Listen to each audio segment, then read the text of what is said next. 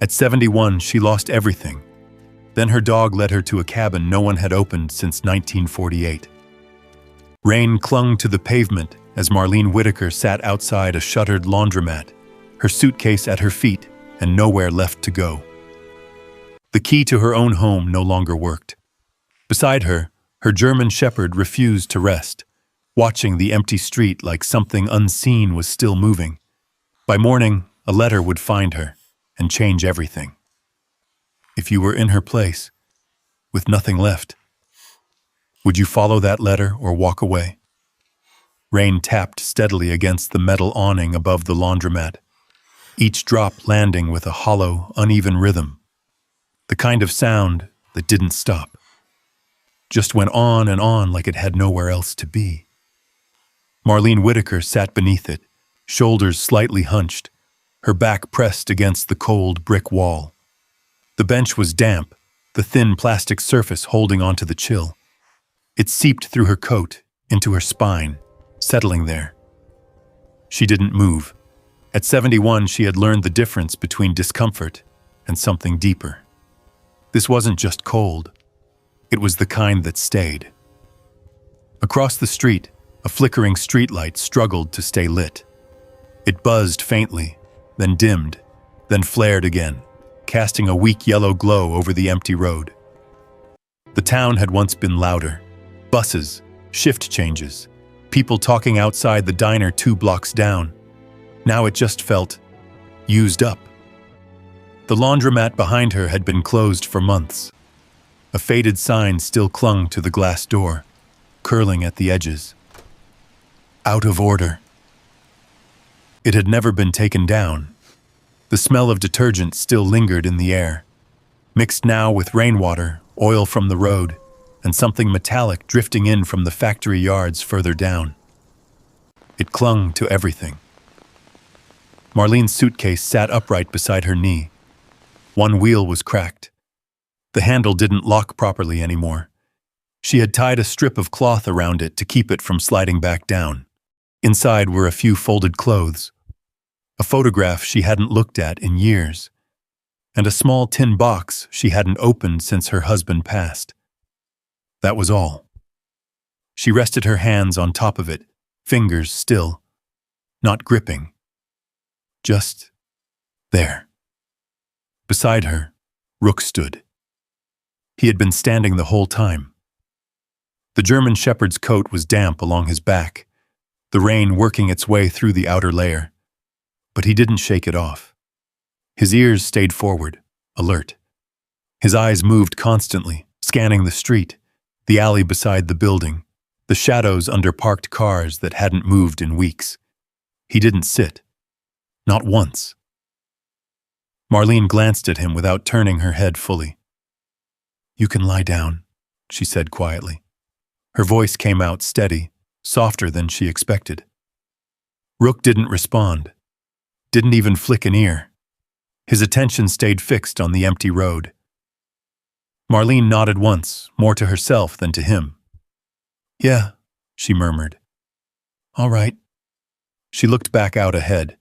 The rain had softened now, not as heavy, just a steady fall that blurred the edges of everything, made the distance feel farther than it was. A car passed once, slow, headlights cutting through the mist, then gone just as quickly. It didn't stop, they never did. She shifted slightly on the bench, adjusting her coat around her shoulders. The fabric was worn thin at the elbows. She had meant to replace it last winter, or maybe the one before that. Time had gotten away from her somewhere. Her eyes drifted down to her hands. The skin was thinner now, veins more visible, small cuts along the knuckles that took longer to heal than they used to. She rubbed her thumb against one of them absently. Still there. Still here. A few hours earlier, she had been standing on her own front step. The porch light had been on. That was the first thing she noticed. It hadn't worked in weeks, and she hadn't gotten around to fixing it. But tonight, it was on. She had walked up slowly, keys already in her hand. The same keys she'd used for years. The same motion. Nothing unusual, until the lock didn't turn. She had tried again, slower, then harder. The metal didn't budge. At first, she thought her grip was off, that maybe her hands were stiffer than she realized. It happened sometimes. But then she saw it. The lock was new, bright, clean, out of place against the worn wood of the door. She had stood there for a long moment, the key still in her hand, not quite understanding what she was looking at. Then her eyes dropped. A piece of paper taped just below the handle, edges curling slightly from the damp air. She had pulled it free.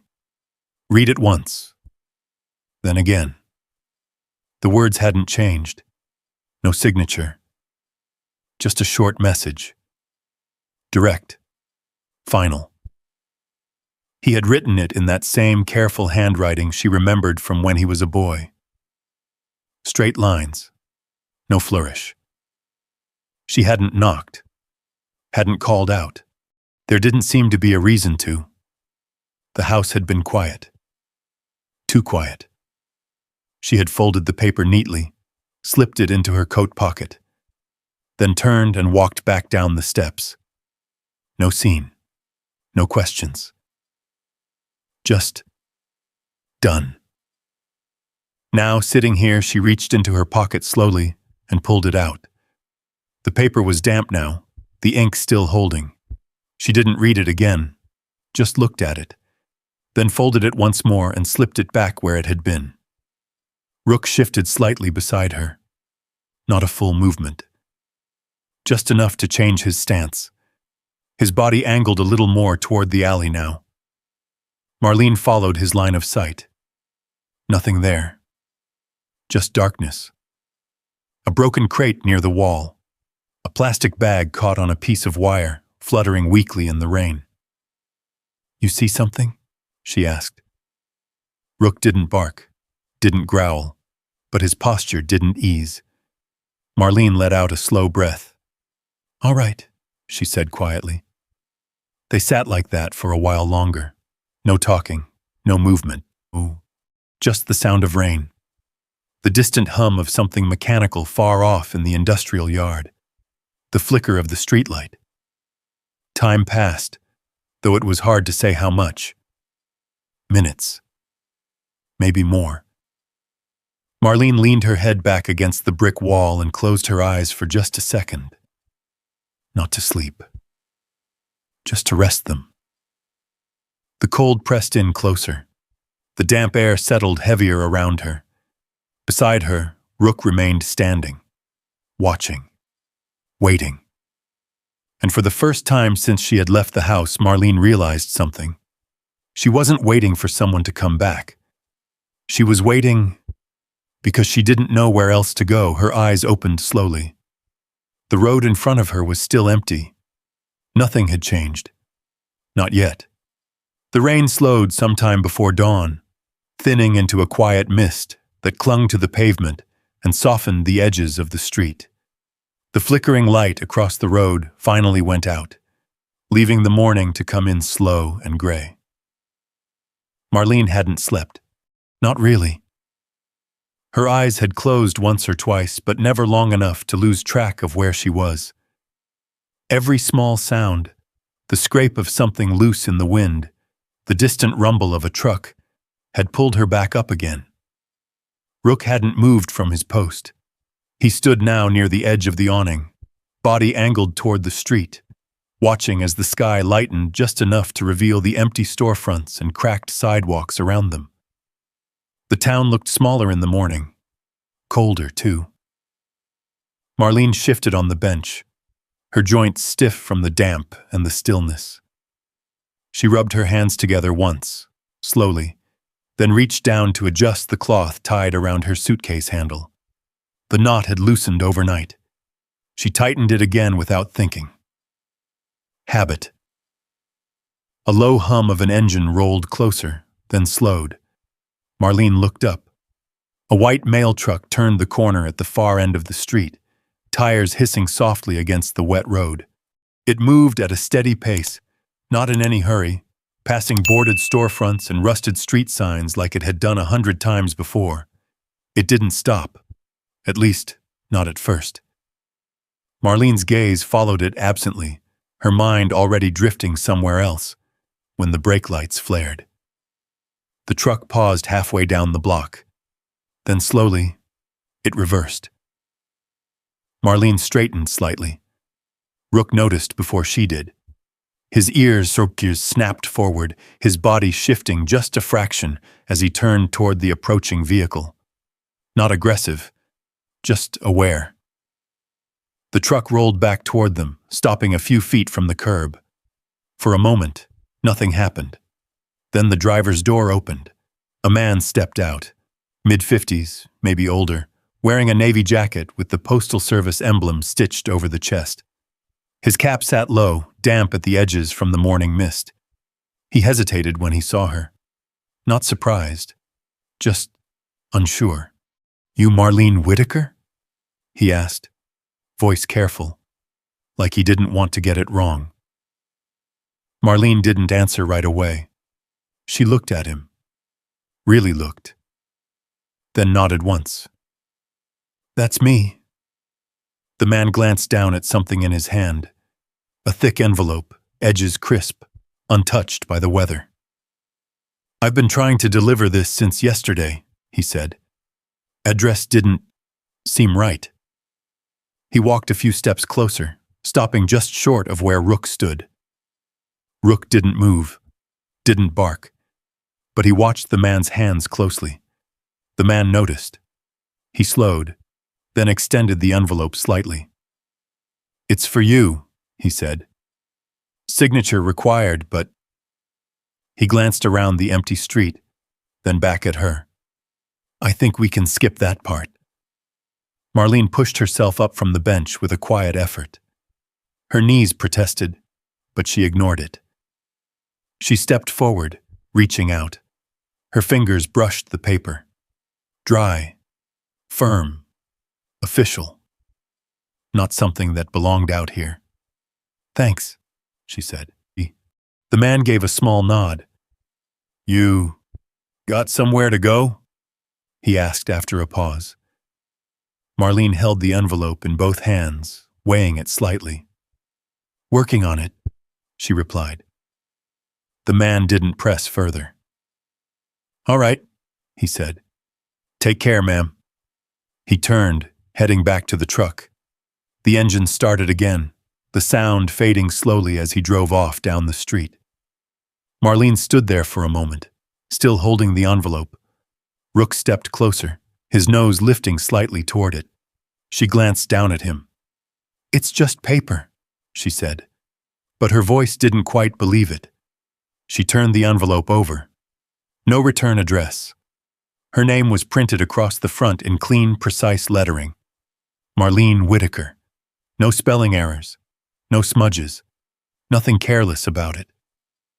Her thumb traced the edge of the seal. For a second, she considered not opening it, just slipping it into her coat, letting it sit there with everything else she hadn't dealt with. But Rook didn't step back. He stayed close, watching, waiting. Marlene let out a quiet breath. "All right," she murmured. She tore it open carefully. Inside, a stack of papers, thicker than she expected, official-looking, typed, stamped. She unfolded the first page. Her eyes moved slowly across the lines. Legal language, property transfer, ownership. Her brow tightened. "That's not right," she said under her breath. She flipped to the next page. Same thing. Details, coordinates. A location she didn't recognize. Somewhere north. Further than she had any reason to go. Then a line caught her eye. Secondary structure. Sealed by federal order, 1948. Marlene stopped reading. Her fingers stilled on the page. "Sealed?" she whispered. The word didn't sit right. Didn't belong with the rest of it. She looked down again, scanning the document more carefully now. Her name was there, Repeated. Clear. No mistake. No, she said quietly. This has to be wrong. She shook her head once, folding the papers halfway. I don't own anything. The words came out flat. Factual. Rook shifted beside her. His nose moved closer to the page, hovering just above the ink. Then he went still. Not sniffing. Not curious. Focused. Marlene noticed the change immediately. She lowered the paper slightly, watching him. What is it? Rook didn't respond, but his posture tightened. His ears angled forward. Something about the way he held himself. It wasn't interest. It was recognition. Marlene's grip on the document loosened just a fraction. You've never seen this before, she said softly. But she didn't sound certain. The mist thickened slightly around them, the morning settling in with a quiet weight. The empty street stretched out ahead. Same as before. Nothing different. And yet, Marlene looked back down at the paper, at the address, at the coordinates, at the line she couldn't ignore, sealed since 1948. Oh, her fingers tightened again. Slowly, carefully, she folded the documents back along their original creases, not crumpling them, not dismissing them, just holding them together. She slid the envelope into her coat. Close. Rook relaxed just slightly. Not fully, but enough. Marlene exhaled, a long, quiet breath. Well, she said, more to the air than anything else. I guess we've got something to look at. She reached down, lifting the suitcase handle. The cloth held. For now. Rook stepped forward, already facing down the street. Marlene glanced back once at the bench, at the closed laundromat, at the place she had spent the night. Then she turned and followed. The suitcase wheels dragged unevenly across the wet pavement, one clicking slightly with every turn. It wasn't loud, but in the quiet of the morning, it carried farther than it should have. Rook walked ahead. Not far. Just enough. Marlene kept her pace steady, her eyes fixed on the road in front of her. There was no plan. Not really. Just direction. North, according to the papers now tucked safely inside her coat. She hadn't looked at them again. Not yet. The bus station sat 3 blocks down, past a boarded pharmacy and a diner that hadn't opened its doors in months. The windows were dark. Chairs stacked upside down on the tables inside. The smell of old grease still lingered faintly in the air as she passed. The station itself was barely more than a shelter. A long metal bench, a faded route map behind scratched glass, and a schedule that looked like it hadn't been updated in years. A bus was already there. Engine idling. Door open. Marlene slowed slightly as she approached. Rook stopped first. His head turned toward the vehicle, ears forward, body angled just enough to place himself between her and the open door. It's all right, she said quietly. He didn't move. The driver leaned out, one arm resting against the frame. You getting on or just sightseeing? He called. His voice wasn't unfriendly, just tired. Marlene stepped forward. Northbound? She asked.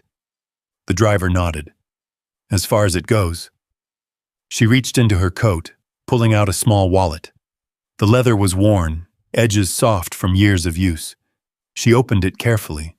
There wasn't much inside. Enough. She handed over a few bills. The driver took them without counting, gave a short nod, and stepped back. Dog stays close, he said. No trouble. He won't be, Marlene replied. Rook moved then, stepping up beside her as she climbed onto the bus. Inside, the air was warmer. Stale, but warmer. Only a handful of passengers sat scattered through the rows. A man in a work jacket near the back. A woman with a bag of groceries near the front. No one looked up for more than a second. Marlene chose a seat near the middle. Rook settled in the aisle beside her, not lying down fully, just lowering his weight enough to rest while still keeping his head up. The bus pulled away with a slow, heavy groan. The town slipped past the windows. Gray buildings, empty lots, rusted fences. Marlene watched it without really seeing it. She had lived there long enough to know every street, every shortcut, every place where the sidewalk dipped just enough to catch your foot if you weren't paying attention. Now it all felt distant, like something already finished. She rested her hand lightly on the envelope inside her coat. Still there. Still real. The ride stretched on. Factories gave way to open land, flat fields pale under the low sky, telephone poles marching alongside the road, one after another, stretching into the distance. The bus stopped twice. Once for a man who got off without a word, once for no one at all. Rook didn't relax. Even as the rhythm of the road settled into a steady hum, his eyes stayed open. Watching. Tracking movement through the windows, the shifting shapes of passing cars, the occasional figure walking along the shoulder. Marlene noticed. "You don't miss much," she murmured. He didn't respond. He never did. By midday, the bus slowed again. A small town appeared ahead. Not much to it. A gas station, a general store, a few houses set back from the road. Smoke curled from one chimney, thin and steady against the pale sky. "This is where I turn around," the driver called. Marlene looked up. "That's as far as it goes?" she asked. He nodded. "Road keeps going. Bus doesn't." She gathered her things slowly. The suitcase felt heavier now, though nothing inside had changed. Rook stood as soon as she did. They stepped off together. The bus pulled away almost immediately, leaving behind a sudden, quiet stillness. The air felt different here. Colder. Cleaner. Marlene adjusted her coat, pulling it tighter around her shoulders. The general store sat just across the road. A wooden porch out front, paint peeling along the railings. A bell hung above the door, swaying slightly in the breeze. She hesitated for a moment, then crossed over. Rook stayed close. Inside, the store smelled of coffee and old wood. Shelves lined the walls stocked with canned goods, tools, things that looked like they hadn't moved in a while. A woman stood behind the counter. Late 60s, maybe older. Gray hair pulled back, glasses low on her nose. She looked up as the door opened. Her eyes went first to Marlene, then to Rook, then back again. "Help you?" she asked. Marlene nodded once. "I'm looking for a place," she said. "Up north." The woman waited. Marlene reached into her coat, pulling out the folded papers. She set them gently on the counter. The woman adjusted her glasses, leaning forward to read. For a moment, nothing changed. Then her expression shifted. Subtle, but there. "That's a long way out," she said. "So I've been told."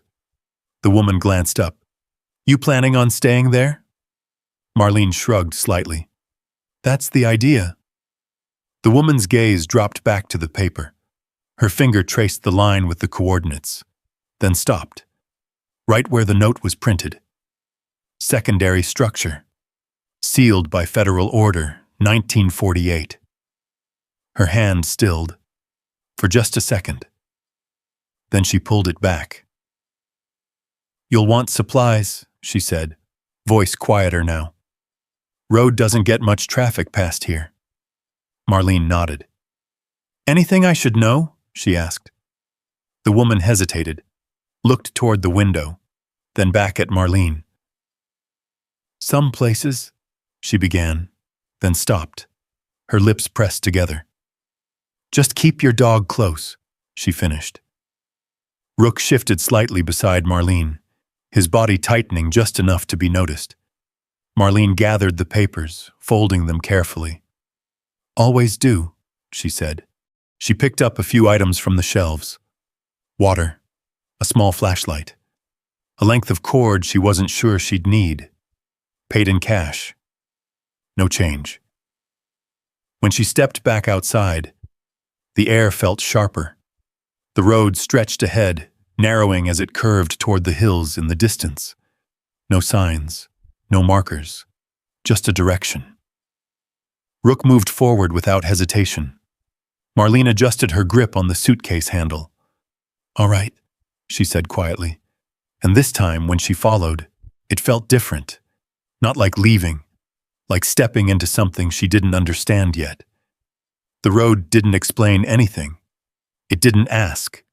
It just went on, and she went with it. The road narrowed the farther she walked. What had started as cracked asphalt slowly turned into gravel, then dirt, then something less defined, just a worn path pressed into the earth by time and weather. The trees grew thicker on either side, tall pines rising up in quiet rows, their branches heavy and still.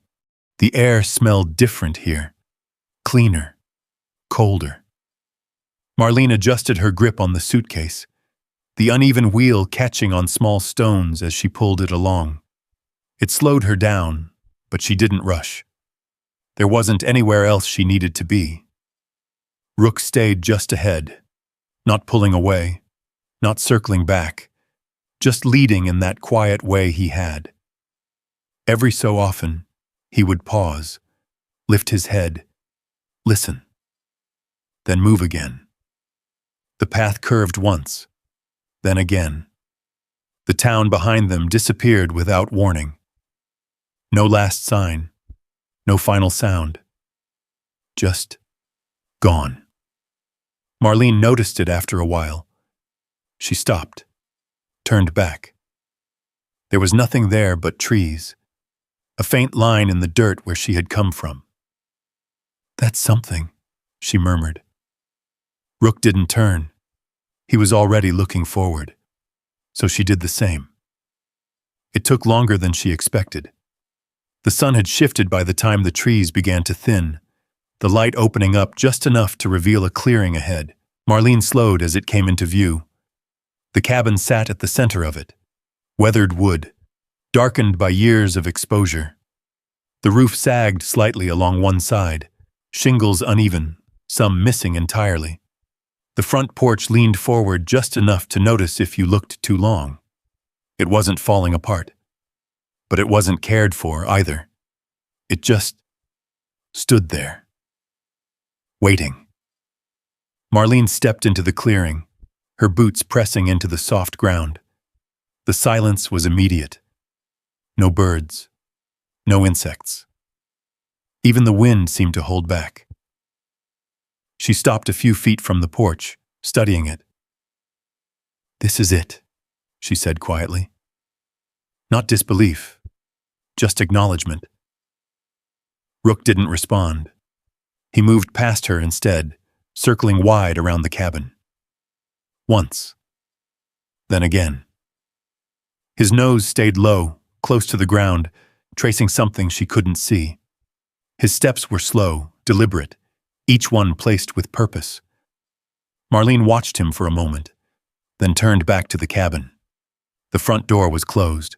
She stepped up onto the porch carefully. The wood creaked under her weight, a low, tired sound that echoed more than it should have. Her hand reached for the handle, paused, then turned it. The door opened without resistance. Inside, the air was still, cooler than outside. The smell wasn't rot. Not exactly. It was something older. Dust, wood, and time, but not decay, not the kind she expected. Marlene stepped in slowly.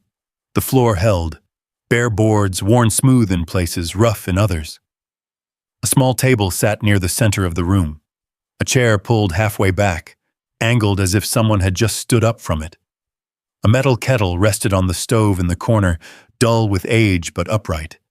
Nothing overturned, nothing broken, just left. She moved further inside, her steps careful, eyes scanning the space. A narrow bed against one wall, blanket folded.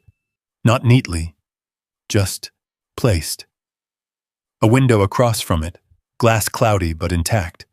She reached out, running her fingers lightly across the table. Dust, but thin, too thin. "This place," she murmured, trailing off. She didn't finish the thought. Rook didn't come in. Marlene noticed after a moment. She turned toward the door. He stood just outside the threshold, watching, not hesitant, not afraid, just unwilling. "Come on," she said gently. He didn't move. His eyes shifted past her, upward. Marlene followed his gaze. Beyond the cabin, the land rose sharply into the trees. The ridge climbed higher, darker where the sunlight didn't quite reach. The shadows there felt heavier somehow, like they belonged to something older than the rest of the forest. Rook took a step back, then turned. He walked away from the door, circling the cabin again. Slower this time, more focused. Marlene stepped back outside, the air hitting her face with a sharper chill. "You don't like it in there," she said. It wasn't a question. Rook didn't answer. He stopped on the far side of the cabin, his body angled toward the ridge again. His ears lifted, catching something faint.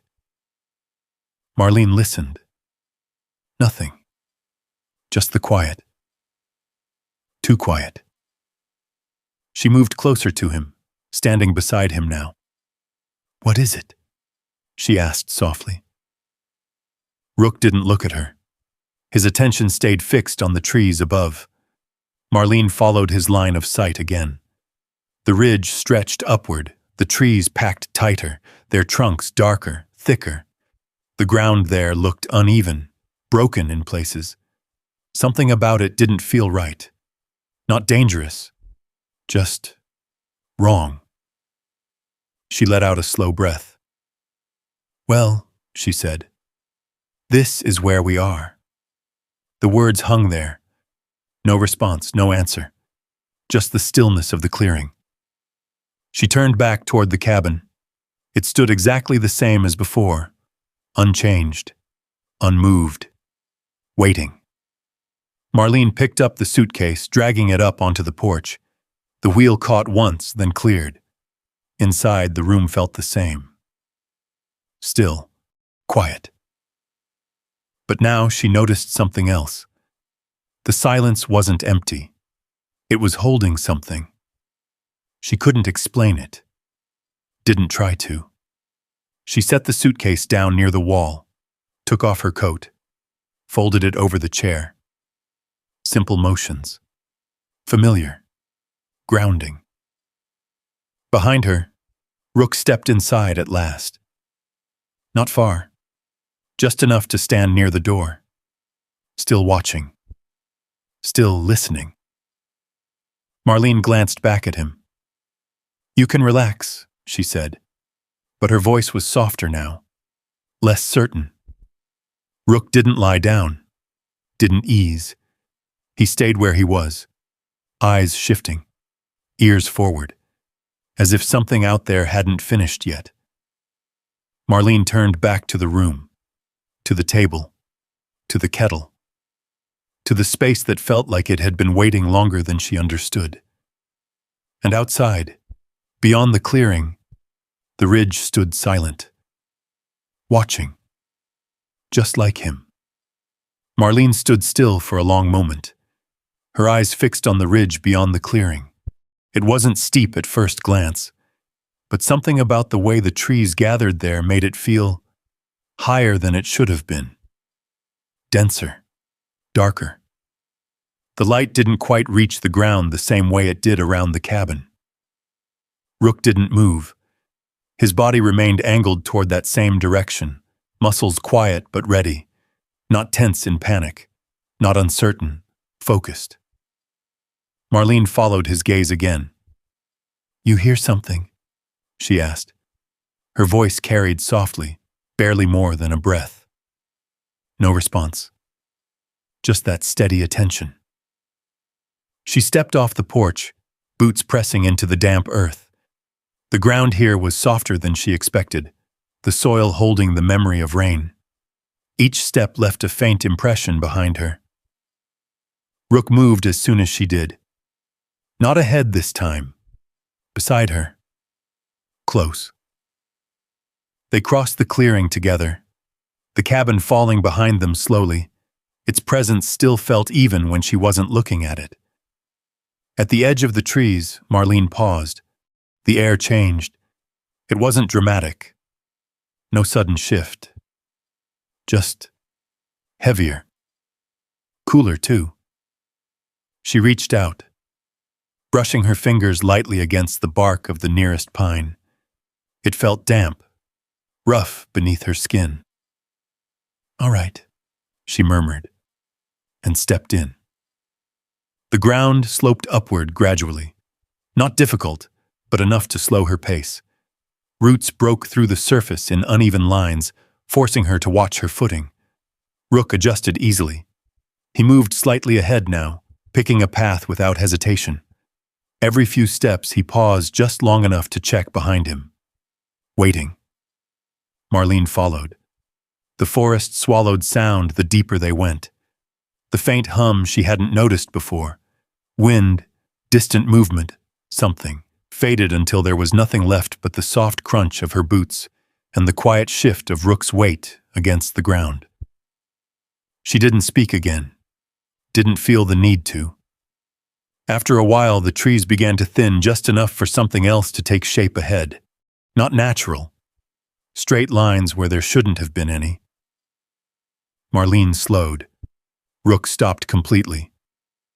There it was. The second structure. Smaller than the cabin below, but built differently. The wood was darker, thicker, reinforced at the corners with beams that looked older than anything she had seen in the clearing. The door faced them directly. Heavy. Closed. Chains wrapped tightly across it. Rusted, but intact. Secured by a thick padlock that had weathered decades without breaking. Marlene didn't step closer right away. She stood where she was, taking it in. "That's not normal," she said quietly. The words felt small compared to what she was looking at. A sign hung crookedly above the door. Faded paint. Cracked wood. She stepped forward slowly, each movement careful now. Rook moved with her, closer than before. His body shifted slightly ahead of hers as they approached, placing himself just enough in front to block a direct path. Not stopping her, but guarding. Marlene noticed. She let him. By the time they reached the structure, the air felt different again. Colder. Not the kind that came from weather. The kind that settled deeper. She reached out, brushing her fingers lightly along the chain. Cold metal. Solid. Still holding. "No one's been here," she murmured. Or if they had, they hadn't touched this. Her eyes lifted to the sign again. She leaned closer, squinting slightly to make out the worn lettering. "Restricted," she read softly. Her voice faded as she traced the rest. "Federal Order, 1948. The number lingered. 1948. Marlene stepped back. "That's not recent," she said under her breath. Rook let out a low sound. Not a bark. Not loud. Just deep enough to feel. Marlene looked down at him. He wasn't looking at the door. Not anymore. His gaze had shifted. To the side of the structure. To the ground. She followed. The soil there was darker. Slightly uneven. Like it had been disturbed once. Long ago and then left. Marlene crouched slowly, her knees stiff as she lowered herself. She reached out, brushing her hand lightly across the surface. Cold. Packed. But not untouched. "You see this?" she said. Rook didn't respond. But he stayed close, closer than before. His body leaned slightly into her side. Not for comfort, for awareness. Marlene straightened again, her eyes drifting back to the door. The chains, the lock, everything about it spoke the same message. Leave it. Walk away. But something underneath that message didn't feel finished. She exhaled slowly. "I'm not opening that today," she said. The words felt firm, grounded. Rook didn't move, didn't relax. But he didn't push forward either. Marlene nodded once. "Not today," she repeated. She turned, stepping back down the slope. Rook stayed with her, still close, still aware. As they moved away from the structure, the weight of the air eased slightly. The silence shifted. Not gone, but different. By the time they reached the edge of the clearing again, the cabin came back into view. Familiar now, even in its stillness. Marlene paused once more, looking back toward the ridge. The structure was already hidden again behind the trees, like it had never been there. But she knew better. She adjusted her coat around her shoulders, her hand brushing lightly against the envelope still tucked inside. Still there, still waiting. "All right," she said quietly. Rook stepped forward. This time, when they returned to the cabin, she didn't look back again. But the feeling didn't leave. Not entirely. Something up there had been left alone for a long time. And for the first time since she had arrived, Marlene was certain of one thing. It wasn't empty. The thought stayed with her as she stepped back inside the cabin. It didn't press, didn't demand attention. It just settled in, like the cold had earlier. Rook followed her in, but not far. He stopped near the door again. Same place as before. Watching. Marlene set the suitcase down near the wall and moved slowly through the room. Her hands brushed against the table, the chair, the edge of the stove. Small, familiar motions. Grounding. "This'll do," she murmured. Her voice sounded quieter in here, absorbed by the walls. She moved to the window, wiping a small patch of the cloudy glass with her sleeve.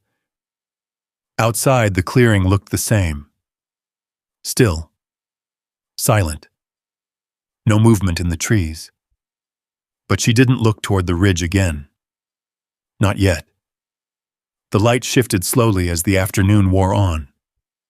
Shadows stretched longer across the floor. The temperature inside dropped with it, the cabin holding the cold in a way that felt deeper than the air outside. Marlene gathered a few pieces of wood from the corner and knelt by the old stove. It took time, more than she expected, but eventually a small flame caught. The fire crackled softly, a sound that belonged. She sat back, resting her hands on her knees. Rook didn't relax, he hadn't since they arrived. Even now, with the fire warming the room, his attention moved constantly. Door, window, corners, floor. Always the floor. Marlene noticed it after a while. At first, it was subtle. A pause in his pacing. A glance downward. Then another. He walked across the room once, twice, then stopped, right near the center. He stood there, still, ears forward, head slightly lowered. "What is it?" Marlene asked. He didn't answer. Of course he didn't. But he didn't move either. Marlene pushed herself up slowly and walked toward him. The boards creaked under her weight, uneven but steady. "You hearing something?" she asked again. Rook shifted slightly, then stepped back, just enough to clear the spot. Marlene looked down. The floorboards didn't look different at first. Same worn wood, same faded grain. But then she noticed it. One plank, slightly off, not warped, not broken, just not sitting quite right. Her eyes narrowed. "That's odd," she murmured. She crouched carefully, lowering herself with a quiet effort. Her fingers pressed against the edge of the board. It didn't move. Not at first. She leaned closer, brushing away a thin layer of dust with the side of her hand. There, a narrow gap, barely visible. She pressed again. This time the wood shifted, just a fraction. Marlene froze. Rook let out a low sound behind her. Not warning, not fear. Recognition. Marlene exhaled slowly. "All right," she whispered. She looked around the room. There wasn't much to use. She reached for the edge of the plank again, this time hooking her fingers underneath the slight gap. Pulled. The board resisted, then gave, with a dull, hollow sound. It lifted just enough for her to grip it fully and pull it free. The space beneath it opened slowly, revealing darkness below the floor. Marlene leaned back slightly, her breath catching without meaning to. "Well," she said under her breath, "that's something." Rook stepped closer, not rushing, just there. She reached toward the opening, hesitating for only a second before lowering her hand inside. Her fingers brushed against something solid. Paper. She pulled it out carefully. A stack, bound together loosely with string that had long since lost its tension. Marlene set it on the floor beside her, then reached in again. More. Photographs this time. Edges worn, surfaces faded but intact. She placed them beside the papers, one by one. Slowly. Until the space beneath the board was empty. She sat back, her knees protesting as she shifted her weight. Rook lowered himself slightly beside her, not lying down, just closer. Marlene picked up the photographs first. Her hands moved carefully, almost automatically. The first image showed a group of men, standing in front of the ridge, younger, dressed in plain work clothes, their faces still, not relaxed, not smiling, just there. She flipped to the next. Another group, same ridge behind them, different men, same expressions. Her brow tightened. "These aren't family pictures," she murmured. Rook remained still, watching her now. Marlene set the photographs aside and reached for the papers. Typed pages, faded ink, names listed in rows, dates, numbers, some repeated, some crossed out. She scanned them slowly, her eyes moving carefully across each line. None of the names meant anything to her, not one. But there were too many, too organized, too deliberate. "This wasn't random," she said quietly. The words felt heavier than she expected. She turned another page.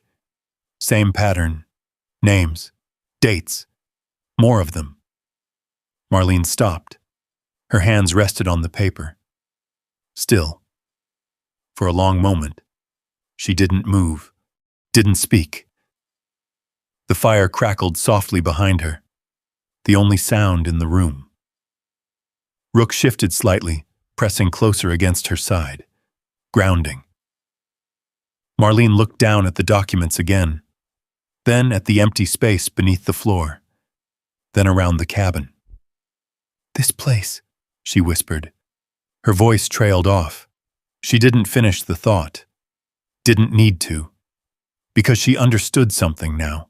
Not fully. Not clearly. But enough. This cabin hadn't been left behind. It had been hidden, carefully, on purpose. Marlene reached for the plank, setting it aside more carefully this time. Not closing it yet. Just leaving it open. She gathered the papers slowly, stacking them together, not rushing, not panicking, just aware. Rook didn't take his eyes off the floor, or the door, or the space in between. Marlene exhaled slowly. "This isn't over," she said. Not loudly, not with certainty, but with something else. Something steadier. For the first time since she had arrived, she wasn't just reacting. She was beginning to see. And whatever had been buried here was never meant to stay that way forever.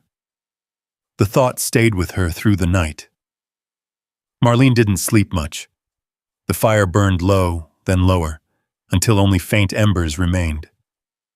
The cabin creaked softly as the temperature dropped, wood settling into the cold. Every small sound felt sharper now. Rook never lay down. He stayed near the door, then near the floor, then near her again, always moving, always aware. Marlene sat with the papers beside her. She didn't read all of them, not yet. Just enough to know they mattered, more than they should. By morning, the air inside the cabin had turned brittle with cold. Her breath showed faintly when she exhaled. She stood slowly, joints stiff, and wrapped her coat tight again. "We need supplies," she said quietly. Rook looked at her, not questioning, just ready. She gathered only what she needed, left the rest exactly where it was. The plank still loose, the space beneath still open. She paused at the door before stepping out, her eyes drifting once toward the ridge. The structure up there stayed hidden behind the trees, but she could feel it now, like something unfinished. "Not today," she murmured, then stepped outside. The walk back down felt shorter, or maybe she just didn't notice the distance this time. The path remained quiet. Still no birds, still no wind strong enough to break the silence. Rook stayed closer than before. Not leading now, walking beside her. The town appeared slowly again through the trees, the shape of it settling into view as the road widened just enough to feel familiar. When they stepped back onto the main stretch, nothing had changed. Same general store, same porch, same quiet. But it felt different now. Marlene noticed it immediately. The stillness wasn't empty anymore. It was watching. She pushed the door open. The bell above it rang softly. The woman behind the counter looked up again. Same glasses. Same steady expression. But this time her eyes lingered longer. "You made it up there," she said. Not a question. Marlene nodded once. Still standing. The woman's gaze shifted briefly to Rook, then back to Marlene. "You staying?" "For now." The woman didn't press. She just nodded slowly. "You'll want more than rope and water if you're planning to stay," she said. Marlene moved through the store quietly, picking what she needed.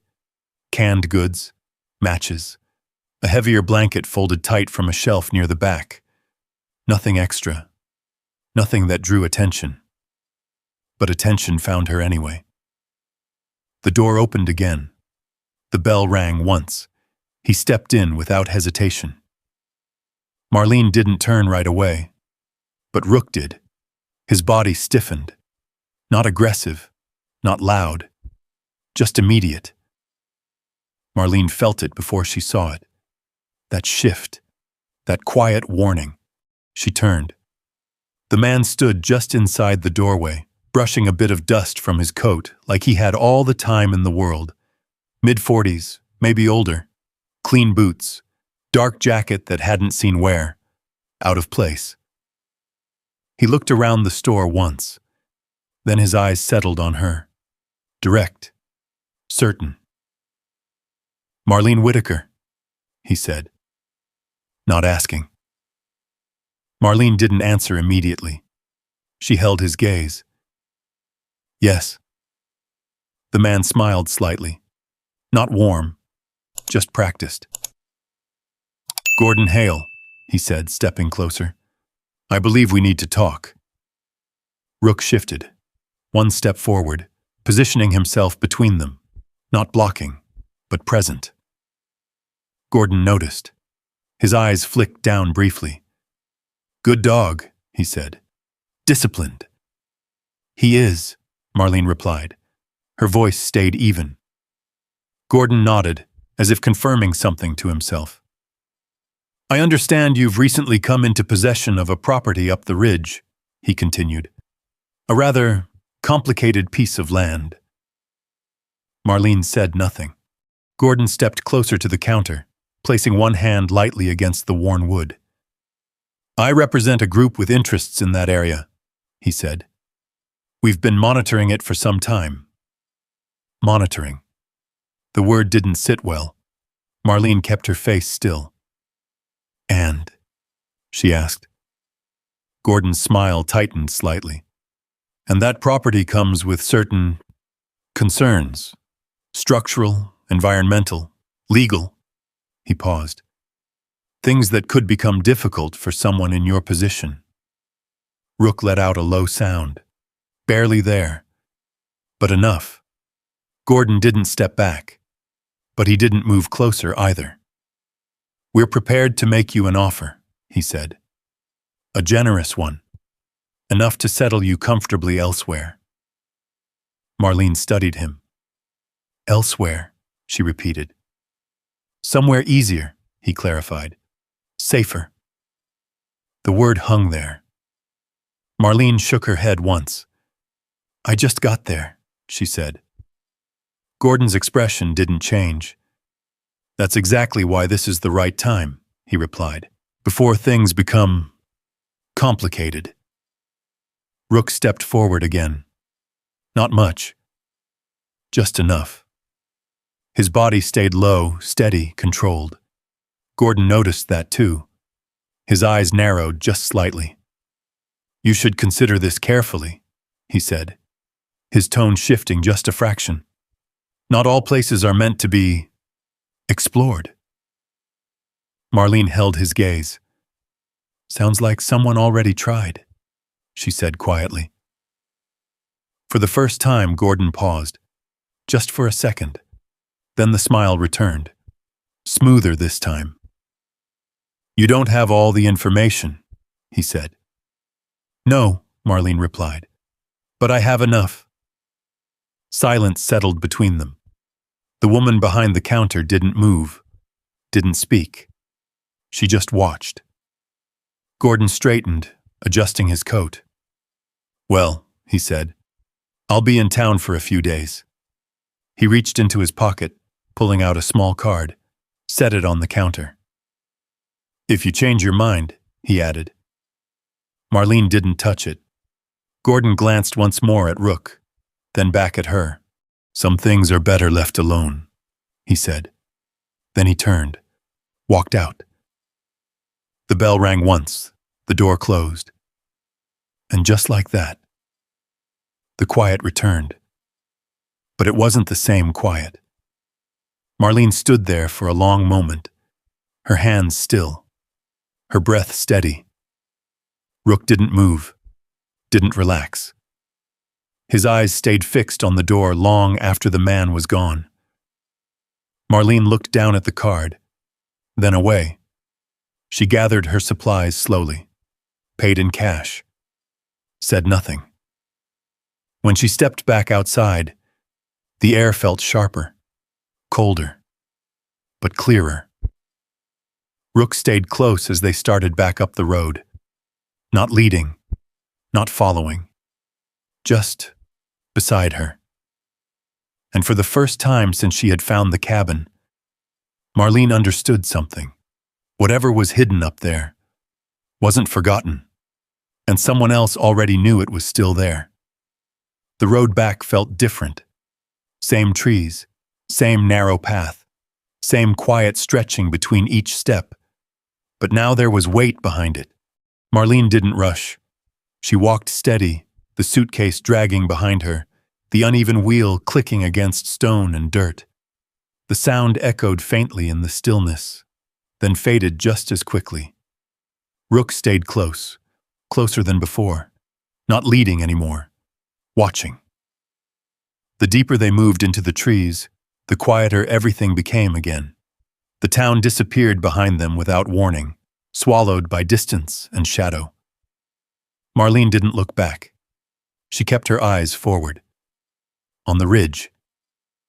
By the time the clearing came into view, the light had already begun to shift. Late afternoon settling in, the sun dipping just enough to stretch long shadows across the ground. The cabin stood the same, still, waiting, unchanged. But Marlene didn't stop there.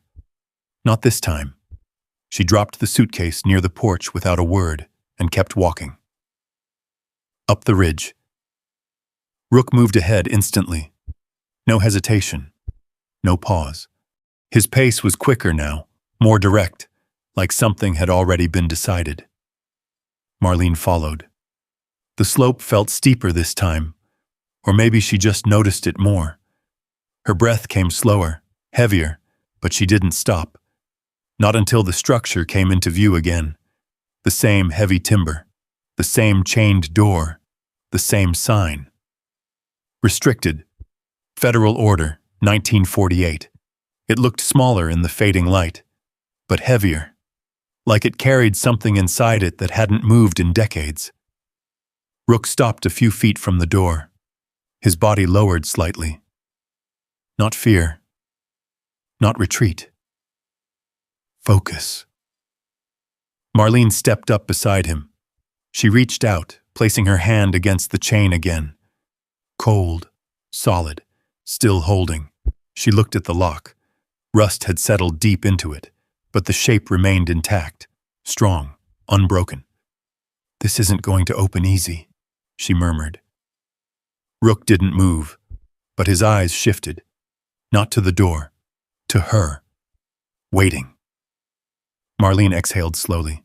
She stepped back, looked around. The ground nearby held scattered debris, fallen branches, a length of broken wood, half buried beneath leaves and dirt. She picked one up, tested its weight. Not perfect, but enough. She stepped forward again, positioned the wood against the chain. Paused. Just for a second. Then pushed. The metal groaned, a deep, slow sound. Not breaking, but giving. She adjusted her grip, pushed again. Harder. The chain shifted slightly this time, the rusted links grinding against each other. Rook let out a low sound. Not warning. Encouragement. Marlene pressed again. The wood bent slightly under the pressure, but the chain moved just enough to loosen its hold. One more push. The lock cracked. Not fully, but enough. Marlene dropped the wood, grabbing the chain with both hands. Pulled. The metal slipped free with a dull, dragging sound. Loud. Too loud in the quiet. She froze. Listened. Nothing. Just the silence pressing back. She let the chain fall. It hit the ground with a heavy clatter.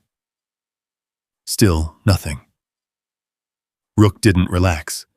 His attention shifted outward. To the trees. Watching. Guarding. Marlene turned back to the door. Her hand hovered over it. Then pushed. The wood resisted. Swollen from years of weather. Then slowly, it gave. The door opened inward. Darkness. Thick. Still. Marlene stood at the threshold, her breath slowing as she reached into her coat and pulled out the small flashlight she had bought earlier. She clicked it on. The beam cut through the dust, revealing shapes. A narrow cot against the wall. A desk. Old equipment. Metal dials and wires tangled and frozen in place. Maps pinned to the far wall, faded, but still there. "This wasn't just a cabin," she whispered. Rook stepped in first. Careful, measured. His paws made almost no sound against the floor. Marlene followed. The air inside felt dry, older, like it hadn't been disturbed in years. She moved toward the desk, ran her fingers across the surface. Dust lifted slightly beneath her touch. Undisturbed, except for one spot. Cleaner. Her eyes narrowed. She picked up a stack of papers, opened them, typed reports, structured, precise. Her eyes moved quickly now. Relocation units, containment zones, operational logs. Her brow tightened. "This doesn't make sense," she murmured. She flipped another page, then another. The words grew heavier, less abstract, more real. Names, numbers, records, people. Rook shifted behind her. A low growl built in his chest. Marlene froze. "What is it?" He moved to the far corner, scratched once at the floor, then again. Focused. Marlene stepped closer. The boards here looked different. Darker, raised slightly. She crouched, setting the flashlight down beside her. Her fingers found the edge, pulled. The board lifted with a dull crack, revealing a hidden space beneath. Inside, a small metal box, sealed. Marlene stared at it for a moment, then reached in, pulled it out. Cold, heavy. She opened it slowly. Inside, documents, but different, older. Handwritten, a letter resting on top. Her hands hesitated, then lifted it. The paper felt fragile, worn. She unfolded it carefully. The handwriting was steady, familiar in a way she couldn't place at first. Then it settled. Her uncle. She didn't remember him well, but she remembered enough. Her eyes moved across the page. "I was part of it." The words hit harder than she expected. "I followed orders. I told myself it was necessary." Her breath slowed. Then, I saw what they were doing. I couldn't stop it. So I hid it, left it where someone else might find it. Finish it. Marlene lowered the paper slightly. Her chest tightened. "You knew," she whispered. Not to anyone in the room. To the past. To the man who had left this behind. Rook stepped closer, pressed against her side. Grounding. Marlene folded the letter slowly, carefully, placed it back into the box, then stopped. Her eyes shifted. Listening. A sound. Faint. Distant. Engines. Rook reacted instantly. Head up. Body rigid. Marlene turned toward the door. "They're coming," she said quietly. No panic. Just clarity. Rook moved first. Back toward the exit. Marlene grabbed the box, stuffed the letter and a handful of documents into her coat. Left the rest. No time. The engine sound grew louder, closer, not random, not passing through, looking. She stepped outside. The trees below shifted slightly. Movement. Too controlled to be anything else. Marlene didn't hesitate. "Go," she said. Rook moved. Down the ridge. Fast. Silent. Marlene followed. Her footing uneven, breath sharp but steady. Behind them. Doors slammed. Voices carried faintly through the trees. Organized. Directed. They knew where to look. Marlene didn't look back. She didn't need to. For the first time since this began, she understood something clearly. This wasn't just history. It was still happening. And now, She was part of it. The ground slipped under her boots as she moved down the ridge, faster than she should have, but not fast enough to outrun the sound behind her. Engines. Closer now. Not one. More than one. Rook cut through the trees ahead of her, weaving between trunks, choosing a path that didn't exist unless you were looking for it. He didn't look back, but he didn't leave her either. Every few steps, he slowed just enough for her to keep pace. Marlene held the documents tight against her chest beneath her coat. The edges pressed into her ribs with each breath, sharp, grounding. Branches brushed against her shoulders as she pushed through. The light above faded faster under the cover of trees, turning everything into shadow and shape. A voice carried faintly from behind. "Up the ridge! Move!" Not loud. Controlled. Too sure. Marlene's breath tightened. "They're not guessing," she whispered. Rook veered sharply to the left, off the main slope, into thicker ground. Marlene followed without question. The terrain dropped suddenly, the earth uneven, broken by exposed roots and loose stone. She caught herself against a tree, steadying just long enough to keep moving. Behind them, the engines cut. Doors slammed. Boots hit the ground. The forest shifted. They were on foot now. Rook slowed.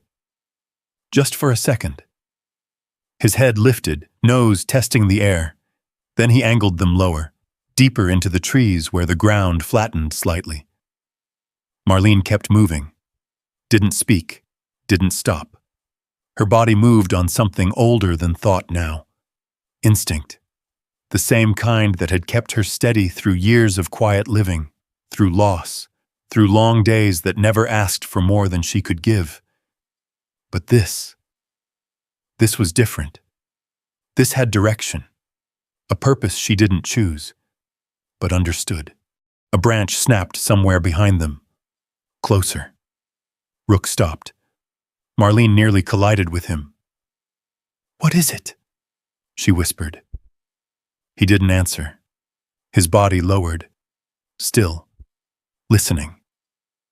Marlene crouched beside him, her breath held tight in her chest. The forest settled. No movement. No voices. Then, footsteps. Off to the right. 2 of them. Moving quickly. Searching.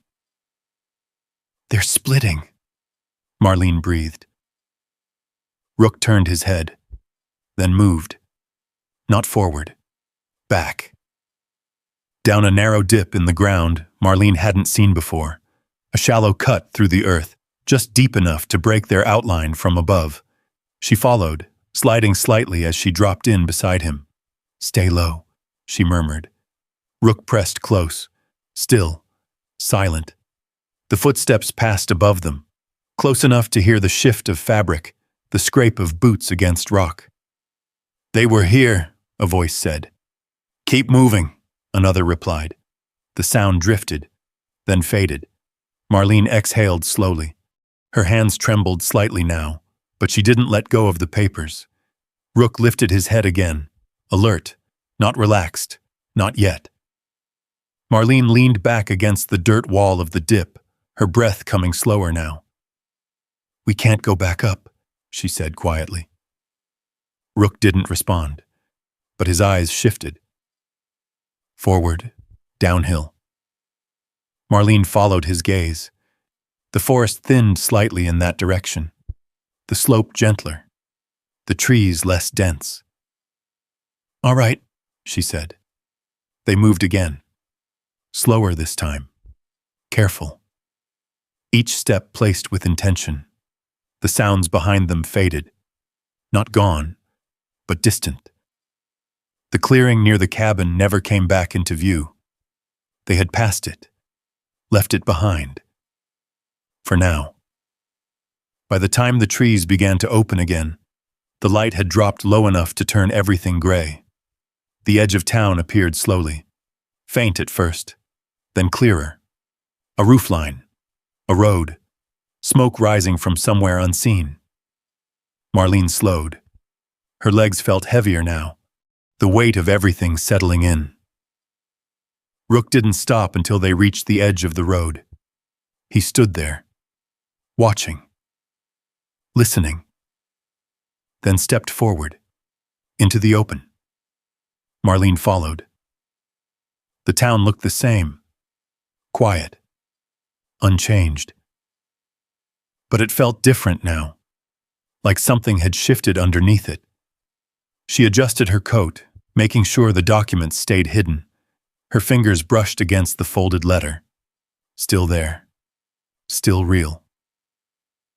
"We don't go back yet," she said. Rook stayed beside her. Steady. Present. Marlene looked once toward the ridge behind them. It stood silent again. Just trees. Just land. But she knew better now. "They're not done," she murmured. Rook didn't look back. Neither did she. Instead, she turned toward the town, toward the only place that might still hold answers, or at least someone willing to listen. And for the first time since the engines had started, she wasn't running. She was choosing where to go next. The town didn't look any different. Same quiet street, same general store, same thin line of smoke rising somewhere behind the buildings. But now Marlene noticed things she hadn't before. Windows, not empty, watching. People moved slower when she passed. Conversations paused just slightly too long. Word traveled fast in small places. Rook stayed close, closer than ever, not guarding from one direction now, watching all of them. Marlene didn't stop at the store. She kept walking, down the road, past it. There was a smaller house near the edge of town, set back just enough to feel separate. White paint worn thin, porch sagging slightly at one corner. A wind chime hung near the door, barely moving. She slowed as she approached. "You remember," she murmured. Not to Rook, to herself. The woman behind the counter had said enough without saying much. Some people knew things, and some people knew who else did.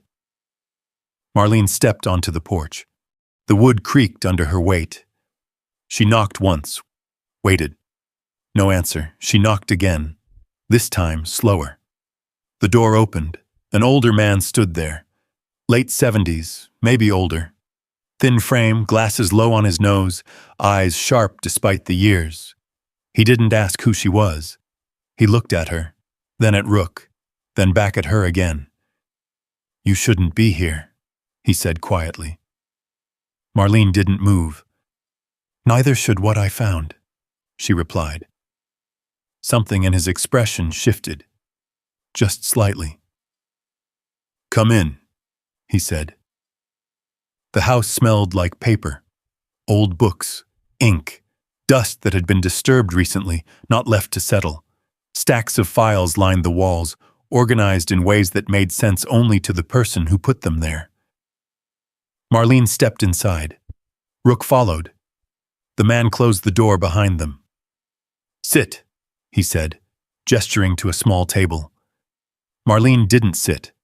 She reached into her coat, carefully, slowly, pulled out the documents, set them down. The room went still. The man didn't touch them at first. He just looked, then stepped closer.